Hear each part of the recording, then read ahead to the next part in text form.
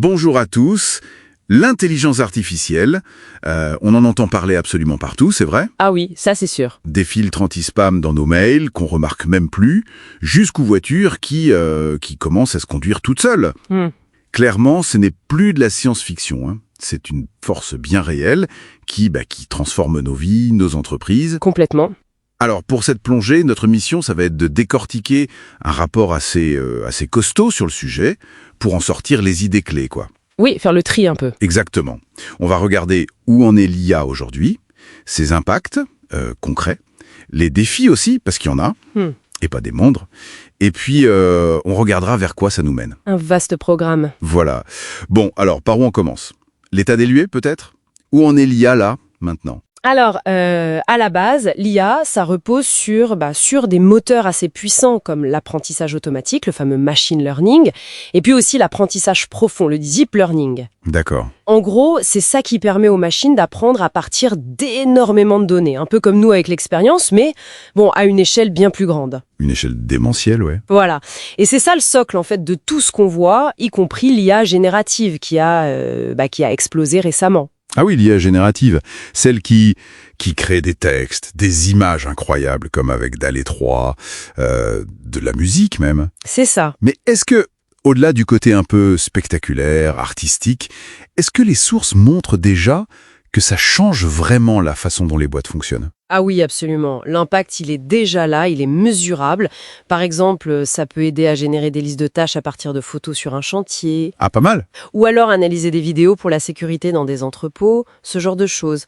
Et l'adoption, ça grimpe en flèche. Ah ouais, les chiffres. On est passé de 55% des entreprises qui l'utilisaient en 2023 à 78% en 2024. Ah même. Et les investissements, n'en parlons pas, c'est massif. Rien qu'aux États-Unis, 109 milliards de dollars d'investissements privés en 2024. C'est colossal. Oui, et le marché mondial, lui, pourrait atteindre, tenez-vous bien, 4 800 milliards de dollars en 2033.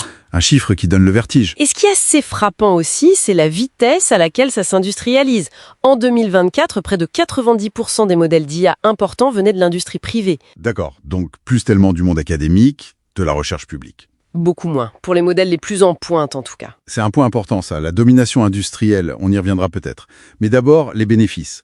Quels sont les plus marquants là, tout de suite Ils sont vraiment variés. En santé par exemple, c'est assez spectaculaire. Le diagnostic plus précoce bien sûr, mais surtout ça accélère la découverte de médicaments. Ah oui, comment? Prenez AlphaFold, cette IA qui a prédit la structure de centaines de millions de protéines. Un boulot monstre, hein. Oui, j'en ai entendu parler. Ça a même contribué à un prix Nobel, hein. C'est l'IA comme accélérateur de sciences fondamentales, en fait. Impressionnant. En finance aussi, elle traque les fraudes beaucoup mieux qu'avant. Et pour les entreprises qui l'adoptent sérieusement, les chiffres sont là. Leur croissance du chiffre d'affaires par employé est 3 fois plus rapide. 3 fois, c'est pas rien. Et pour nous, les citoyens, dans les services publics par exemple, ça arrive aussi. Oui, ça commence. Des initiatives comme France 2030, par exemple, ça pousse des applications très concrètes. Du genre? Optimiser la conso d'énergie dans les bâtiments publics, mieux prévenir les risques naturels, ou même personnaliser l'éducation. Le vrai changement, en fait, c'est qu'on passe du réactif au proactif. C'est-à-dire? L'IA n'attend plus la panne pour la signaler ou la maladie pour la diagnostiquer, elle essaie de les anticiper. Anticiper les fluctuations du marché, etc. D'accord. Elle devient une sorte de partenaire qui anticipe. C'est ça qui change la donne, notamment pour la science. Comme vous disiez avec AlphaFold. Tout à fait.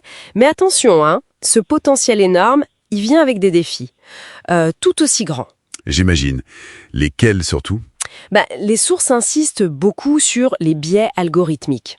Si les données qu'on donne à l'IA sont biaisées au départ, l'IA va reproduire ces biais. Voire les amplifier. Exactement. Donc risque de discrimination. Ensuite, la protection des données personnelles, c'est crucial avec cette collecte massive d'infos. Et puis bien sûr, l'impact sur l'emploi. Ça demande une grosse adaptation des compétences. Oui, la formation, la reconversion. Et il y a aussi ce truc des deepfakes, non? Ces fausses vidéos, ces fausses images hyper réalistes. Ah oui, ça c'est une préoccupation majeure. Ça touche directement à la fiabilité. On ne sait plus ce qui est vrai, quoi. Voilà, entre les hallucinations des IA génératives quand elles inventent carrément des infos et la difficulté à repérer les faux, la confiance en prend un coup. Et puis, techniquement, il y a le problème de la boîte noire. C'est-à-dire qu'on ne sait pas toujours comment l'IA prend sa décision. C'est un peu ça, oui. Le manque de transparence. Ajoutez à ça sa gourmandise en données et son coût énergétique, qui n'est pas négligeable. D'accord? Bon, beaucoup de bénéfices, mais aussi de sacrés défis. Alors, vers quoi on va maintenant? Quelle est la prochaine étape pour l'IA, d'après les sources? Est-ce qu'elle essaye de régler ses problèmes? Alors, les tendances montrent une IA qui devient plus spécialisée, plus adaptable. On parle d'IA agentique. Agentique? Oui, des IA plus autonomes, capables de définir des sous-tâches pour atteindre un objectif complexe, pas juste d'exécuter une instruction précise. Ok, plus proactive encore. Donc, En quelque sorte. Il y a aussi l'IA multimodale, très importante. Elle traite et connecte différents types d'infos, texte, images, sons, elle décloisonne. d'accord. Et on voit aussi monter l'usage des données synthétiques. Des fausses données, en gros. Des données créées artificiellement, oui, pour entraîner les IA. Ça peut aider à contourner les problèmes de manque de données réelles ou de confidentialité. Malin. Et la question qui fascine et qui fait peur, l'intelligence artificielle générale, l'AGI, cette super intelligence, c'est pour bientôt ou c'est encore de la SF? Alors là, le débat fait rage. C'est vraiment la grande question. On entend de tout, ouais. Certains experts la voient arriver très, très vite. Ils parlent même de 2027. Ah oui, c'est demain. Oui.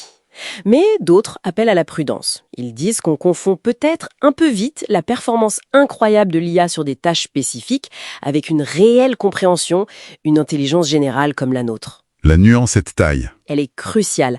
Et cette perspective d'AGI, même lointaine, ça soulève d'énormes questions éthiques et de sécurité, évidemment.